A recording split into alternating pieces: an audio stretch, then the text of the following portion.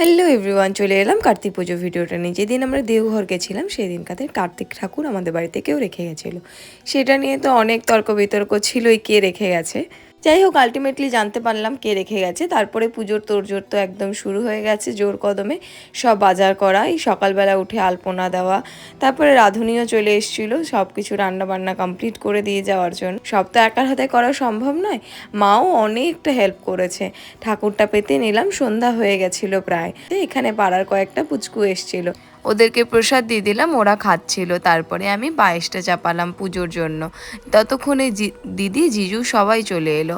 জিজুরাই পুজো করবে, মানে জিজু যেহেতু ব্রাহ্মণ, পুজোর তোড়জোড় মোটামুটি কমপ্লিট। মা না থাকলে আমি এত কিছু করতেই পারতাম না হয়তো। মায়ের জন্যই সবটা সম্ভব। মা, বাপি, দিদিরা সবাই মিলে অনেক হেল্প করেছে। জিজু বসে গেল পুজোতে আর বলে দিচ্ছিল সব নিয়মগুলো, কিভাবে কি করতে হবে। এই সমস্ত জিনিসগুলো আমাকে 3 বছর রেখে দিতে হবে। ঠাকুর, এই কুলোটা, এই কুলোর ভেতরে সব জিনিসপত্র সমস্তটা। চলো, পুজো শুরু হয়ে গেছে, তোমরা পুজোটা দেখো। পুজো শুরুই হচ্ছিল ততক্ষণে সবাই চলে এসছে অফিস থেকে। সবাই এনেছিল খেলনা আমার পুচকুর জন্য। মাসিমণি, মেশো, কাকা এসব বলে কথা তো।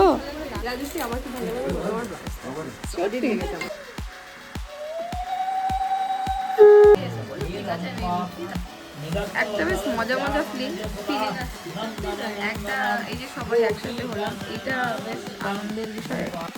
এই সব কিছুর মধ্যে চলে এলো আমার ছোট্ট এলাকার বান্ধবী উদিতা। ওর পুচকু আর ওর হাজব্যান্ড শুভদা। তো ওরা সবাই এলো বলে আমি সত্যি ভীষণ ভীষণ খুশি হয়েছি। ওর সাথে আমার অনেক দিন পর দেখা। লাস্ট বোধহয় দেখা হয়েছিল ওর মেয়ের অন্নপ্রাশনে। আমি খুব খুশি উদিতা তুই এসছিস বলে। সত্যি এই সব মোমেন্ট, মানে ওরা যে ঠাকুরটা ফেলেছে, তো তারপরে এই যে এতটা পুজো হলো, এই যে সবাই মিলে একসাথে আমরা একত্রিত হতে পারলাম, এইটা মানে ভীষণ স্পেশাল আমার জন্য।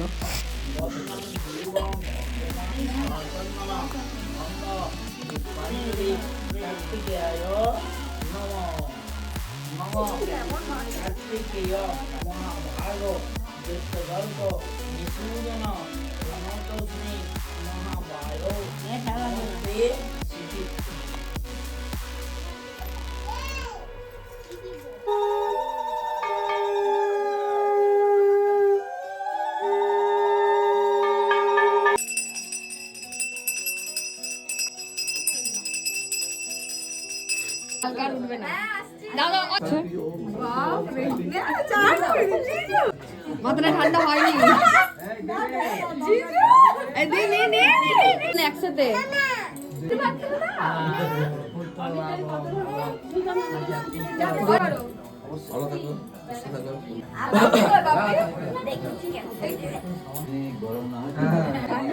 আমি আমি এই যে আমাকেও প্রণাম করি।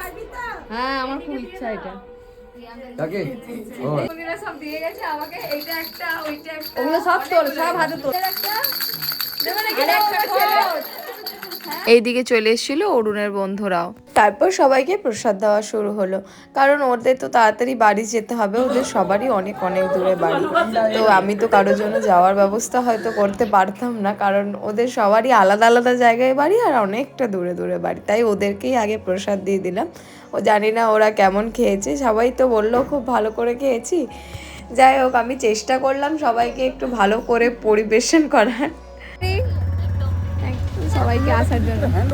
হ্যাঁ,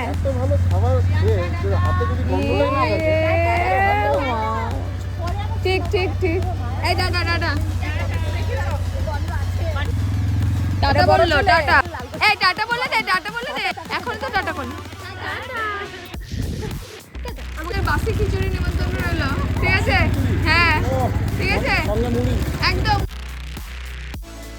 তারপর ওরা সবাই চলে গেল, এবার উদিতারা খাচ্ছে। তারপরে কয়েকটা অরুণের বন্ধুরা ছিল, সবাই খাওয়া দাওয়া সেরে নিল।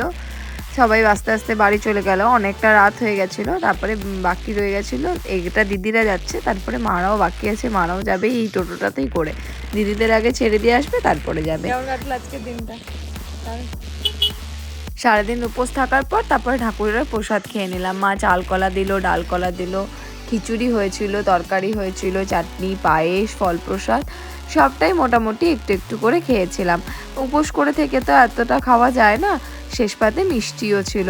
থ্যাংক ইউ সবাইকে আমার ভিডিও দেখার জন্য। আমিও যে তোমাদের ভিডিওটা অনেক দিন লেট হলো দিতে, যাই হোক সবাইকে থ্যাংক ইউ সো মাচ। আর অনিমাদের একটু স্পেশাল থ্যাংক ইউ, কারণ ওরা ঠাকুরটা না দিলে এত কিছু বোধহয় হতোই না।